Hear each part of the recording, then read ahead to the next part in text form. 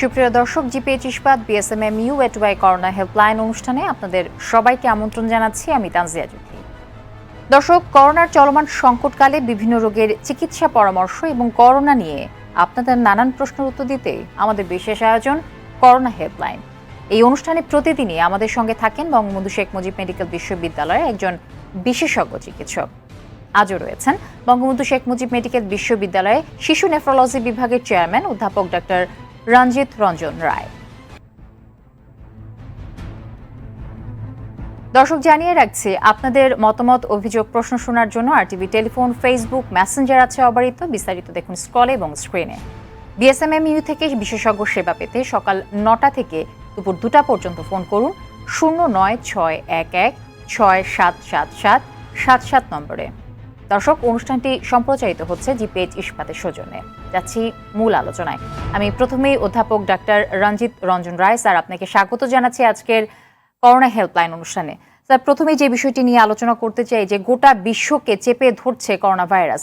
দেশেও গত 24 ঘন্টায় করোনায় আরও 37 জনের মৃত্যু হয়েছে।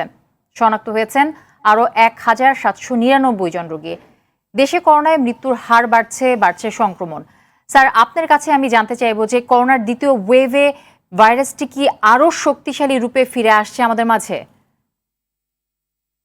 এটা ঠিক যে শক্তিশালী কিংবা দুর্বল সেরকম নয়। এই ভাইরাসটা যেভাবে ছিল গত মার্চ মাস থেকে এই দেশে যে ডিটেক্টেড বা নোটিসড এবং আপনার যে রিপোর্টিংগুলো হয়েছে, রিপোর্টিংগুলো প্রায় একই রকম, অর্থাৎ এটা চলছে, ইট ইজ গোয়িং আনএভেটেড। একটু ওয়ারি শুধু এখানে নয়, এটা আমেরিকাতে, ইউরোপেও একই রকম চিত্র। যে আপনি সিএনএন দেখেন, গত 5-7 দিনের রিপোর্ট, ওদের out of 50 states 47 is quite severe, ICU bed occupation quite high, এবং তারা খুব আসলে দুশ্চিন্তায় আছে।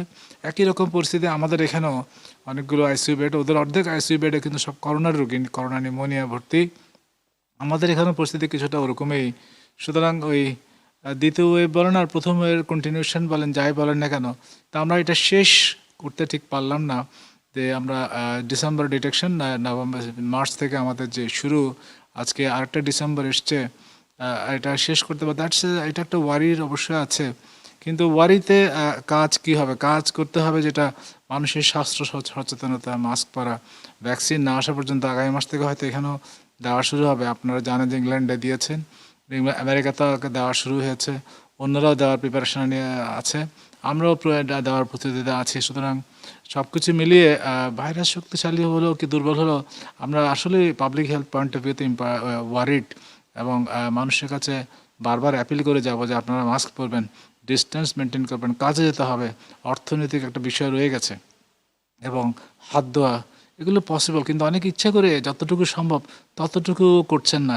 এটা অত্যন্ত দুঃখজনক যে রাস্তাঘাটে, দোকানপাট, লেনে, অলিতে গলিতে যে চিত্র দেশে সর্বখানে গ্রামে গঞ্জে, এটা আসলে কিছুটা হতাশাব্যঞ্জক। সুতরাং আবার অ্যাপিল করবো সবাইকে যে আপনারা একটুখানি নিজের জন্য হলো ভালো স্বাস্থ্য সুরক্ষা বিষয়গুলো অনুসরণ করুন। মেনে চলা উচিত। আসলে আমাদের এসব মেনে না চললে আমরাই বিপদে পড়ব। স্যার, শীতের শুরুতেই দেশে বেড়ে গেছে শীতজনিত রোগের প্রকোপ। শিশুদের জন্য বিশেষায়িত হাসপাতালগুলোতেও বাড়ছে ভিড়।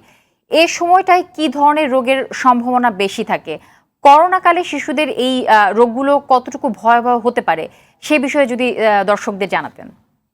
আমরা জানি যে 5 বছরের নিচে শিশু মৃত্যুর প্রধান কারণ নিউমোনিয়া। একইভাবে বড় বয়স্কদের, যাদের 70, 80, 90 বছর, 100 বছর এরকম যাদের বয়স, তাদেরও কিন্তু cause of death, commonest cause of death সারা গ্লোবালি, এখানে শুধু নয়, এটা আমেরিকা, ইউরোপে তাই, নিউমোনিয়া। সুতরাং একটা বাচ্চা যদি কাশি হয় আর জ্বর হয়, আপনি দেখবেন বাচ্চার শ্বাসটা দ্রুত চলে কিনা। দ্রুত শ্বাস হলে অবশ্যই নিউমোনিয়া। সেক্ষেত্রে আপনি ওই অল্পতেই বেরোবেন। কাশি, ঠান্ডা, জ্বর হয়েছে 1 দিন 2 দিন, বেশ ছোটো বাচ্চা হলে আরও অল্পতে বেরোবেন। একদম অনেক বেশি বয়স্ক, 90 বছর প্লাস, তাদের ক্ষেত্রে আপনার অতি সচেতনতা প্রয়োজন। অল্পতে চিকিৎসা নিলে আপনি অল্পতে সেরে চলে আসবেন। বেশি দূর গড়ালে আপনি একটা ডেথ রিস্কে চলে গেলেন, অ্যাট দ্য সেম টাইম আপনি একটা এক্সপেন্সিভ জন্য হয়রানি, পেরেশানি সব মিলিয়ে বেঁচে আসলেন হয়তো বা, কিন্তু একটা কষ্টের ভিতরে চলে গেলেন, রিস্কের মধ্যে চলে গেলেন, সেটা বোধহয় ওয়াইজ হবে না। সুতরাং দেখতে হবে যে বাচ্চা সর্দি, কাশি, ঠান্ডা এগুলোতে অল্পতে ব্যবস্থা নিচ্ছেন, এবং বাচ্চার বুকের দিকে, বড়দেরও চেষ্টার দিকে তাকাতে হবে যে শ্বাসটা দ্রুত হচ্ছে কিনা। দ্রুত মতো মনে হলে, না বুঝলেও কিন্তু আপনি বের হবেন, নিকটস্থ যে স্বাস্থ্যকেন্দ্র, স্বাস্থ্যকর্মী কিংবা ডাক্তার আছে বিশেষজ্ঞ, যিনি যার কাছে আপনার মনে হয় যে কাজটা হবে তার কাছে যাবেন, অল্পতে যাবেন। জি স্যার। করোনা স্যার আমরা আরো আলোচনা করব। এই মুহূর্তে একজন দর্শক আমাদের সাথে যুক্ত হয়েছেন টেলিফোনে, তার প্রশ্নটি নিয়ে আমরা আরো আলোচনা করব। দর্শক কে বলছেন নাম বলে প্রশ্ন করুন এবং আমাদের সঙ্গে থাকুন। আমি ঢাকা থেকে শাহনাজ বলছি। জি শাহনাজ, প্রশ্ন করুন। জি, আমার হলো কিছুদিন আগে আমি ধরা পড়ছে যে আমার কিডনির নালীতে ব্লক পড়ছে। তো আমার তলপেট চাপ ধরে ব্যথা হয়, প্রসব করতে গেলে তলপেট চাপ ধরে আসে। আর ওই কিডনির এই পেছন দিকে হচ্ছে ব্যথা হয়, খুব বেশি ব্যথা হয়। তো এমনি আমি আইভিও টেস্ট করাইছি, সিটি স্ক্যান করাইছি, কিন্তু কোনো স্টোন নেই, কিন্তু নালীটা ব্লক হয়ে আছে। তো আমি যে ডক্টরকে দেখাইছি উনি আমাকে বলছে যে আমার এই সমস্যাটা গাইনি সমস্যা থেকে হয়েছে, মানে পিরিয়ডের সময় যে ব্লাডটা আসে ওই ব্লাডটা কোনো একভাবে নালীতে যে আটকে আছে। হ্যাঁ, আর আমার তো রেগুলারই হয় মাসিকটা। তো উনি আমাকে বলছিল যে তোমার হচ্ছে এই সমস্যা থেকে হয়েছে। তো এখন আমি এখন কি করতে পারি, আমাকে একটু বললে আমি একটু ভালো হয়। জি আপনারটা দর্শক, কিডনি কিংবা গাইনোকোলজিক্যাল প্রবলেম, অবস্ট্রাটিক প্রবলেম, এটা আসলে আপনি যা বলছেন এটা আপনার পক্ষে বোঝা সম্ভব নয়। আপনি 2 গ্রুপের সাথে কনসাল্ট করেন। যদি আপনি একজনের সাথে স্যাটিসফাইড ফিল না করেন, আপনার সিমটমস রিলিফ না হয়, সেক্ষেত্রে আপনি সেকেন্ড ওপিনিয়ন, থার্ড ওপিনিয়ন যেতে পারেন, গ্রুপ অফ পিপল যেতে পারেন।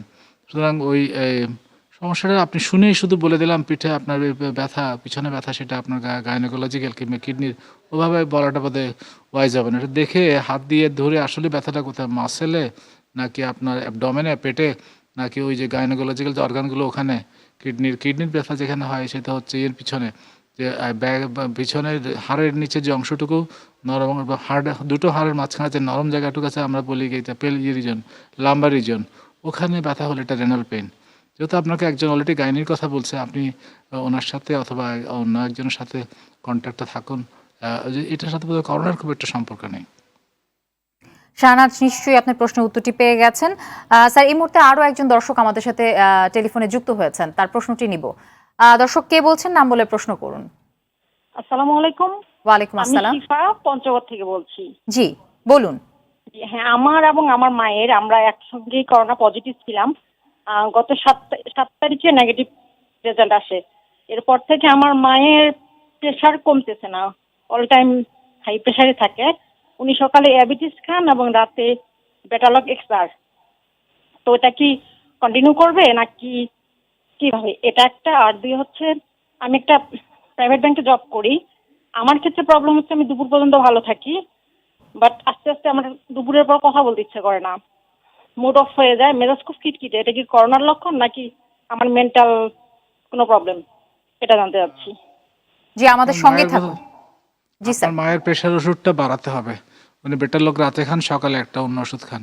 বেটালক আপনার কিন্তু 4টা পর্যন্ত খাওয়া যায়, আপনি বাড়িয়ে খাওয়ান, 2টা করে খাওয়ান। এটার সাথে করোনার কোনো সম্পর্ক নেই। আর আপনি যেগুলো বলছেন, যে সিমটমগুলো বলছেন, সম্ভবত এগুলি করোনার সিমটম নয়। সুতরাং আপনি এগুলোই যে লাইনে ডাক্তার দেখিয়েছেন সেখানে করেন। ভালো ঘুমের দরকার, রেস্টের দরকার, আসলে কাজও দরকার, ঘুমও দরকার। তার মধ্যে একটা সমন্বয় করে। একটা মানুষ 6, 7, 8 ঘন্টা ঘুমায় যেভাবে হয়, ভালো ঘুম না হলেও কিন্তু বিভিন্ন দিকে ব্যথা হয়, মাথায় ব্যথা, বুকে ব্যথা, পেটে ব্যথা, কোনো শেষ নাই।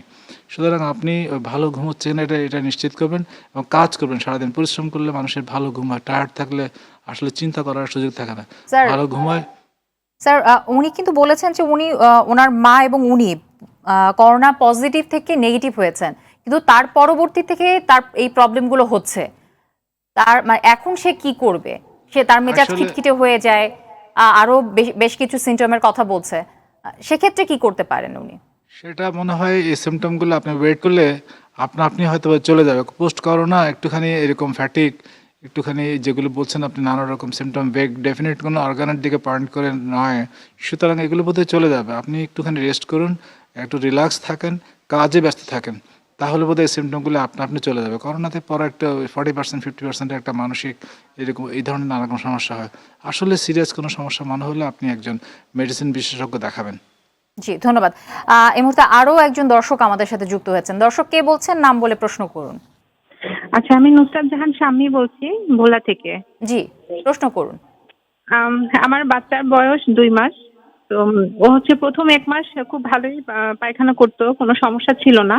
প্রস্রাব পায়খানা দুইটাই রেগুলার ছিল। এখন প্রস্রাব ঠিকই আছে, কিন্তু পায়খানা হচ্ছে না 22 দিন যাবত। মানে আমি একজন বিশেষজ্ঞর দেখাইছিলাম, তো উনি ওনার পরামর্শ অনুযায়ী হচ্ছে গ্লিসারিন দিয়ে 3 দিন পর পর পায়খানা করাচ্ছি।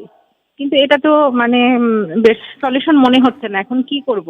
মানে এই 22 দিন যাবত ধরে এরকমই হচ্ছে। 19 থেকে পায়খানার হচ্ছে না আর কি। 3 দিন যখন না হয় তখন আমি গ্লিসারিন দিয়ে পায়খানা করাই। আর হচ্ছে ওর গ্যাসের প্রচুর চাপ আছে, মুচড়ায়, অনেক মুচড়ানি করে, একদম লাল হয়ে যায় মোড়ামুড়ি করতে করতে। আর পেটের মধ্যে গ্যাসে ডাকে, তো আমি স্লাকল আর হচ্ছে মটিগাট এই দুইটা ওষুধ ওকে দিচ্ছি বর্তমানে। কিন্তু পায়খানাটা কিভাবে আর কি রেগুলার হবে বা কেন হচ্ছে না, মানে এই বিষয়ে জানতে চাচ্ছিলাম আর কি। এখানে আপনার বাচ্চা ব্রেস্ট ফিড কিনা দেখতে, ব্রেস্ট ফিড হলে সাধারণত ব্রেস্ট মিল্কে ল্যাকটোজ নামে একটা ওষুধ থাকে, উপাদান থাকে। ওদের পায়খানা 5-6 বার বিচি বিচি দানা দানা নর্মাল স্টুল হয়। আপনাদের যদি মিক্সড ফিড হয় অথবা শুধু বটল ফিড হয়, ওখানে কিন্তু একটা আয়রন বেশি থাকে, যার জন্য ওদের কনস্টিপেশন ইজ কোয়াইট কমন, এরকম হতে পারে। সুতরাং আপনার প্রথম হচ্ছে যে আপনি খাবার ঠিক করুন, যে আপনার যদি ওগুলো মিক্স থাকে কিংবা শুধু বটল খেয়ে থাকেন, আপনি ব্রেস্ট ফিডিংয়ে চলে আসবেন। এটা স্ট্যান্ডার্ড, এটা মডার্ন, এটা খুব হেলথ। স্যার আমাদের সাথেই কিন্তু যুক্ত আছেন দর্শক, আপনি প্রশ্ন করতে পারেন, কিছু জানতে চাইলে জানতে পারেন। সেটাই, তাহলে আপনি প্রশ্নটা উত্তর দেন। আপনি কি বাচ্চাকে ব্রেস্ট ফিড নাকি না মিক্সড ফিড নাকি শুধু বটল ফিড? ব্রেস্ট ফিডিংই করাচ্ছি শুধু, অন্য কোনো খাবার দিচ্ছি না। ফাইন, তাহলে কোনো সমস্যা নেই। আপনি ওয়েট করেন, উনি গ্লিসারিন দিয়েছেন, এটা ঠিক আছে। ওর যদি অনেক দুই একটা অসুখ আছে কিডনি মানে হাইপোথাইরয়েডিজম, ওদের একটা কনস্টিপেশন, এগুলি কমন কিছু নয়। অনেক সময় ওই যে মলদ্বারটা সরু থাকে, হার্সপ্রাং ডিজিজ, একটুখানি জন্মগত ত্রুটি, এগুলো থাকতে পারে। তবে এগুলোতে আরেকটা সিমটম, অন্য কিছু অনেক কটা সিমটম, হাঁসপ্রাঙে পেটটা ফুলে যাবে, বমি করবে আপনার, অনেক সময় অনেক বেশি টক্সিক এন্টারকোলাইটিস, এগুলো হতে হয়। সুতরাং এগুলো না হলে আপনি ওই খারাপ চিন্তা না করে, এমনি সব বাচ্চাদের কিন্তু আমরা জন্মগত আমরা বলি স্ক্রিনিং, নিউনাটাল স্ক্রিনিং, সেটার মধ্যে third screening is a must. এখানে আমরা বঙ্গবন্ধুত্ব এবং সারা বিশ্বে এটা করে, TSS T4 এই দুটো পরীক্ষা করি। ওইটাতেও কিন্তু হাইপোথাইরয়েড থাকলে জন্মগত, ওইটার কিন্তু একটা সিমটম কনস্টিপেশন এরকম হতে পারে। সুতরাং এগুলো এমনি পরীক্ষা করে নেবেন for the sake of the normal neonatal screening, ওটা করবেন। আর আপনি যেটা দিয়েছে ডাক্তার সাহেব, ওটার মধ্যে সঠিক আছে। গ্লিসারিন 2 দিন 1 দিন না হলে আপনি দিবেন। হয়তো এটা by the course of time এটা হয়তো থাকবে না এই সমস্যা। স্যার ধন্যবাদ। দর্শক অসংখ্য ধন্যবাদ, আপনি আমাদেরকে ফোন করেছেন, নিশ্চয়ই আপনার প্রশ্নের উত্তরটি পেয়ে গেছেন। স্যার নিউমোনিয়া নিয়ে কথা বলছিলাম, যে স্যার একদম যদি স্পেসিফিকলি বলতেন যে নিউমোনিয়ার লক্ষণগুলো কেমন হতে পারে, শীতজনিত অসুস্থতা থেকে শিশুদের সুরক্ষিত রাখতে করণীয় কি, নিউমোনিয়া ও ব্রনক্রাইটিস জাতীয় রোগগুলো থেকে মুক্ত থাকতে করণীয় সম্পর্কে আপনার বিশেষজ্ঞ মতামত জানতে চাইব। সেটাই, নিউমোনিয়া বাচ্চাদের প্রথম লক্ষণ, বড়দেরও তাই, শ্বাস দ্রুত নেওয়া। সুতরাং একটা ছোট বাচ্চা নর্মালি মিনিটে কবার 20 থেকে 40 বার, অ্যাভারেজ 30 বার শ্বাস নেয় প্রতি মিনিটে। আপনি নিজের বাচ্চার শ্বাসটা গুনে দেখুন, ঘড়িটা ধরলে 1 মিনিট আপনি গুনলে আপনি দেখবেন যে তার শ্বাস নর্মালি থাকবে অ্যারাউন্ড 30, 28, 30 এরকম থাকবে। ফাস্ট ব্রিদিং হলে 40 অ্যাভাব হলে এটা ওদিকে চলে গেল, নিউমোনিয়ার দিকে। যত দ্রুত শ্বাস নেবে তত আপনার ওদিকে চলে গেল। অনেকের কাশি থাকে, অনেক মায়েরা কাশি বুঝতে পারে না, বোঝা যায় না ঠিকভাবে। অনেকে একটু দুধ কম খায়, নড়াচড়া কম করে, এগুলো কিন্তু লেট ফাইন্ডিং। আপনি লেটে যাবেন না, আপনার স্বাভাবিক বাচ্চা স্বাভাবিক আছে কি না, একটা ভাইটাল সাইন আমরা যেটা বলি ছোটদের, তার মধ্যে একটা অন্যতম হচ্ছে আপনি শ্বাস দ্রুত চলে গেলে দেখবেন। নিজের বাচ্চার যত ছোট হয় তত বেশি কনসাস এবং তত বেশি করবেন, শ্বাসটা গুনবেন। একটা ঘড়ি ধরে 1 মিনিট গুনলে এটা ইজি করা যায়। 40 আপ হলে এটা নিউমোনিয়া, আপনি 40 আপে যাবেন না, অ্যারাউন্ড নর্মালি অ্যারাউন্ড 28-30 এরকম একটা ফিগার 90 to 95% পাবেন। সুতরাং এটা থাকলে নিউমোনিয়া নয়। আর যদি ওরকম আসলেই কিছু হয়, একটু জ্বর আসছে, একটুখানি কাশি মনে হয়, আপনি অল্পতেই যাবেন, একটু ওষুধ লিখে নিয়ে আসবেন, অত একটু নেবুলাইজার যাই লাগে ওটা অল্পতে যাবেন। বড়দেরও তাই, যাদের বয়স অনেক বেশি 80-90 বছর, তাদের বেশিও এই বিষয়টা দরকার। নিউমোনিয়ার টিকা পাওয়া যায়, মুক্ত থাকতে চাচ্ছেন, সরকারি টিকা আমরা যেগুলো দেই তার মধ্যে নিউমোনিয়ার টিকা আছে। PCV যেটা আমরা এই 5টা টিকা প্রথমবার দিই, তারপরে আবার দেড় মাস পরে এভাবে দিয়েছে, ওখানে কিন্তু নিউমোনিয়ার টিকা আছে। এর বাইরেও কিন্তু 2 বছরের বয়স উপরে যাদের কিন্তু 2-1টা টিকা সরকারের বাইরেও আছে। এগুলো বাজারে পাওয়া যায়, নিমো 23 এই সমস্ত নামে, ইনফ্লুভ্যাক্স, এগুলো ইনফ্লুয়েঞ্জার টিকা, এগুলো বাজারে পাওয়া যায়। এগুলো 6 মাস পরে দেওয়া যায়, আপনি এগুলো দিয়ে নেবেন। ডাইরেক্ট টিকা, রোটারিক্স বা রোটা ট্যাক যাই পাওয়া, এগুলো দিয়ে দিবেন। আর সবসময় নিজে দেখবেন অল্পতে ব্রেস্ট ফিডিং করাবেন, এবং লক্ষ্য রাখবেন যে তার আসলে সিমটম যেটা আপনি জানতে চাচ্ছেন সেটা হচ্ছে ফাস্ট ব্রিদিং, দ্রুত শ্বাস নিচ্ছে কিনা। এবং সে নিজে নিজে গুনে গুনে বুঝবেন। জ্বর অনেক সময় থাকে না, অনেক সময় অনেক মায়েরা কাশিও বুঝতে পারে না, কিন্তু ওই শ্বাসটা কিন্তু আপনি গুনতে পারেন, এটা গুনলে আপনি বুঝে ফেলতে পারবেন। জি স্যার, আমরা আরো এই এই বিষয় নিয়ে আলোচনা করব। এই মুহূর্তে আরো একজন দর্শক আমাদের সাথে যুক্ত হয়েছেন টেলিফোনে, তার প্রশ্নটি নিব। দর্শক কে বলছেন, প্রশ্ন করে আপনার নামটি বলুন। হ্যালো, আসসালামু আলাইকুম। জি, আপনার নাম বলে প্রশ্ন করুন। হ্যাঁ, আমার নাম সঞ্জিতা, ঢাকা থেকে বলছি। জি যে বলুন। আপু হচ্ছে আমার বোন 5 মাস প্রেগনেন্ট, হ্যাঁ, কিন্তু হঠাৎ করে ওর মাঝে মাঝে এই সমস্যাটা হতো, হঠাৎ করে গা পা প্রচুর ব্যথা। আজকে এই ব্যথাটা হয়েছে যে প্রচুর গা পা ব্যথা করছে, ও মানে যন্ত্রণা সহ্য করতে পারতেছে না, প্রচুর কান্নাকাটি করতেছে। কিন্তু এর আগে ডক্টরকে দেখাইছিল, বলছে যে এই ব্যথাটা হবে। কিন্তু স্যারের কাছে আমার প্রশ্ন যে এই ব্যথাটা কেন হচ্ছে, মানে ডক্টর বলছে যে ব্যথাটা হবে, কিন্তু ও গরম পানি দিচ্ছে, একটা মেডিসিন খাচ্ছে, কিন্তু ভালো হচ্ছে না, ব্যথাটা থাকতেছেই। আর স্যারের কাছে আরেকটা প্রশ্ন হচ্ছে, ওর বয়স হচ্ছে স্যার 27 বছর। 27 বছর। আর আরেকটা কি জানি বললেন, আরেকটা সিম্পটম কি জানি আরেকটা বললেন? প্রশ্ন হচ্ছে স্যার যে আমার মায়ের ডায়াবেটিস আছে অনেক দিন ধরে, কিন্তু আমার মায়ের হিমোগ্লোবিন দিন দিন কমে যাচ্ছে। মানে কেন কমে যাচ্ছে ডক্টর মানে এখনো বলতে পারছে না, কমে যাচ্ছে। আর মানে আম্মুর কাশি, মানে শীতকালে কাশিটা তার ভালো হচ্ছে না, মানে প্রচুর কাশি, মানে একটু পর পরেই কাশি, একটু ঠান্ডা লাগলে প্রচুর কাশি, সবসময় কাশিটা থাকতেছে, বেশি কথা বললে কাশিটা তার থাকতেছে। যদি বুকের কাশি হয় তাহলে সম্ভবত আপনার মা নিশ্চয় একজন বয়স্ক মানুষ। আপনি সালবুটামল, অ্যাজমাসল ইনহেলার 2 চাপ করে 4 থেকে 6 বার 8 বার এভাবে নেবেন। আর একজন চেস্ট ফিজিশিয়ান দেখাবেন। Better you see a medicine specialist, because আপনার সমস্যা দেখলাম আরও অন্য দিকেও আছে। আপনি বলছেন ব্যথা ওদিকে, ব্যথার একটা হয়তো এমন হতে পারে যে পজিশনাল বসা, অথবা ভালো ঘুম না হলেও কিন্তু একটা অসুখের নাম হচ্ছে ফাইব্রোমায়ালজিয়া। বিভিন্ন দিকে ব্যথা হয়, বিশেষ করে যারা করোনার কিংবা এইভাবে বাসায় থেকে অবসাদ, একটুখানি দুশ্চিন্তা, এগুলো কোনো তাদের হয়। জয়েন্ট পেইন হলে যদি ব্যথা টিপ দিলে ব্যথা হয়, তাহলে এটা কিন্তু ওই মনের ব্যথা নয়, সত্যিকারের একটা অসুখের ব্যথা। সেক্ষেত্রে আপনি একজন মেডিসিন অথবা রিমাটোলজির কাউকে দেখাবেন। আর কাশির জন্য আপনি একজন চেস্ট ফিজিশিয়ান কিংবা মেডিসিন বিশেষজ্ঞ কাউকে দেখাবেন, যিনি এই বিষয়ে মোটামুটি একটুখানি ভালো। নিশ্চয়ই দর্শক আপনার প্রশ্ন উত্তরটি পেয়ে গেছেন। স্যার, ভ্যাকসিন নিয়ে আপনার পরামর্শ আসলে শুনতে চাইবো। দেশে কবে নাগাদ সাধারণ মানুষের কাছে ভ্যাকসিন পৌঁছতে পারে এবং এই ভ্যাকসিন নেয়ার প্রক্রিয়াটা কেমন হবে? ভ্যাকসিন তো আপনারা শুনেছেন যে এটা ভালো, এটা কোটা ইয়ে ফাইজারেরটা কিংবা ওই যে বায়োএনটেক, যে দুটো আমরা আমেরিকাতে দিচ্ছে কিংবা ওই যে ইংল্যান্ডে আগেই শুরু হয়েছে। সুতরাং এই দুটো আমাদের এখানেও আনার প্রক্রিয়াতে আছে, আরও বোধহয় দু একটা পাইপলাইনে বিভিন্ন চেষ্টা হচ্ছে।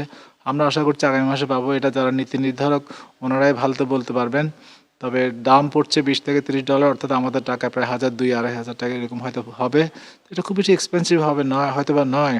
যেভাবে ডেথ হচ্ছে আর যেভাবে ডিসেবিলিটি এবং যেভাবে মরবিডিটি, যে অ্যামাউন্ট অফ যে ফিনান্সিয়াল লস হচ্ছে, সেইভাবে হিসাব করলে আপনার ভ্যাকসিন সবাইকে দেওয়া উচিত। কতদিন প্রোটেকশন দিবে সেটা ওরা বলতে পারে না, কারণ ওইটা দেখতে গেলে আপনাকে আরও 6 মাস, 1 বছর, 2 বছর ওই ভ্যাকসিন দিয়ে ফলো আপ করতে হবে। সুতরাং ওই সময়টুকু হাতে নাই, তাই ওরা খুব এফডিএ এবং আলাদা যারা অথরিটি আছে তারা খুব র্যাপিড অ্যাপ্রুভাল দিয়ে দিয়েছে। আমেরিকা তো কালকে থেকে দিচ্ছে, আপনারা পত্রিকা দেখেছেন। তো দিয়ে আমাদের দেখতে হবে যে how long the antibody remains and protective level. আমরা জেনে গেছি যে এটা প্রোটেক্টিভ লেভেল, প্রোটেক্টিভ ডিউরেশন ইস অ্যারাউন্ড, আপনার এই জানবো ভ্যাকসিন দিয়ে কত পার্সেন্ট প্রোটেকশন দেয়। আমরা আপনাদের মিডিয়ার বদলতে আমরা জেনে গেছি it's around 90 to 95% people protection. সেভাবে 70% ভ্যাকসিন দিয়ে দিতে পারেন, তাহলে কিন্তু বাকি 30%-এর একটু হার্ড ইমিউনিটি হয়ে যাবে। এটা একটা বিষয় আছে। এখন এটা কদিন আসবে, কটা ডোজ তো দুটো আপনারা জানেন যে 2-3 সপ্তাহ পর পরে ওইভাবে ঠিক হয়েছে। হয়তোবা আমরা আশা করছি আগামী মাসে কিংবা এরকম। জি স্যার। স্যার, নাজনীন আক্তার নামের একজন ফেসবুক ইউজার আমাদেরকে প্রশ্ন করেছেন, শিশুদের কিডনি সমস্যা হলে কি ধরনের লক্ষণ দেখা দিতে পারে? স্যার, আমরা একেবারেই শেষ পর্যায়ে চলে এসেছি অনুষ্ঠানের, ছোট্ট করে সংক্ষেপে যদি আপনি পরামর্শটা দিতেন। কিডনির সমস্যা হলে সাধারণত অধিকাংশ মুখটা ফুলে যায়, চোখের পাতাগুলো ফুলে যায়, সকালবেলা বেশি দেখা যায়, দিন গড়ায় আস্তে আস্তে ফুলোটা পেটের দিকে পানিটা জমে পায়ে জমে যায়, এবং ব্লাড প্রেশার অনেক সময় প্রায় সময় বেশি থাকে। ব্লাড প্রেশার বেশি থাকলে একটুখানি শ্বাসকষ্ট হয়, হাইপারটেনসিভ, একটুখানি লেফট ভেন্ট্রিকুলার ডিসফাংশন, আর একটুখানি ইউরিন যদি টেস্ট করেন আপনি সেখানে আরবিসি পাবেন, পাস সেল পাবেন, এবং সিরাম ক্রিয়েটিনিন করলে যদি ওই সময় তাহলে একটু হয়তো এটা বেশি পাবেন। সুতরাং আর কিছু আছে ইউরিনের ইনফেকশন, এটাতে ডিসইউরিয়া, বারবার প্রস্রাব হয়, পেট ব্যথা, জ্বর আসবে, ঠান্ডা কাশি কিছু নেই, সেটা একটা এই হতে পারে। সিকেডি অনেক সময় কিছুই থাকে না, শুধু জাস্ট মুখটা ফুলে গেছে অথবা কিছুই বোঝা যাচ্ছে না সুস্থ বাচ্চা, সাডেনলি দে টেস্ট হ্যাজ রিপিল দ্যাট ক্রিয়েটিনিন এটা একটু বেশি। সুতরাং এগুলো হলে আপনি অল্পতেই ব্যবস্থা নেবেন। অনেকগুলি চিকিৎসা করলে আপনি অনেক সময় ভালো থাকবেন। সবগুলি হয়তোবা এই আপনি খুব যে বেশি কিডনির সমস্যা এটার সাথে করোনার সাথে লিঙ্কড তা কিন্তু নয়। সুতরাং অল্প এগুলো সারা বছর যা ছিল ওরকমই প্রায়। জি স্যার, অসংখ্য ধন্যবাদ অধ্যাপক ডাক্তার রঞ্জিত রঞ্জন রায় স্যার, আপনি আমাদেরকে সময় দিয়েছেন এবং গুরুত্বপূর্ণ পরামর্শ এবং তথ্য দিয়েছেন। আপনার মাধ্যমে আমাদের দর্শককে অনেক কিছু আমরা জানাতে পেরেছি এবং সাথে দর্শক আপনাদেরকেও অসংখ্য ধন্যবাদ, আমাদের সাথে যুক্ত ছিলেন আমাদের প্রোগ্রাম দেখার জন্য আপনাদেরকেও অসংখ্য ধন্যবাদ। দর্শক, জিপিএইচ ইস্পাত এটুআই করোনা হেল্পলাইন আজ এ পর্যন্তই। আগামীকাল রাত 9টায় আবার অনুষ্ঠানটি দেখার আমন্ত্রণ রইল। সবাই ভালো থাকুন, সুস্থ থাকুন, স্বাস্থ্যবিধি মেনে চলুন আর অবশ্যই মাস্ক পরুন।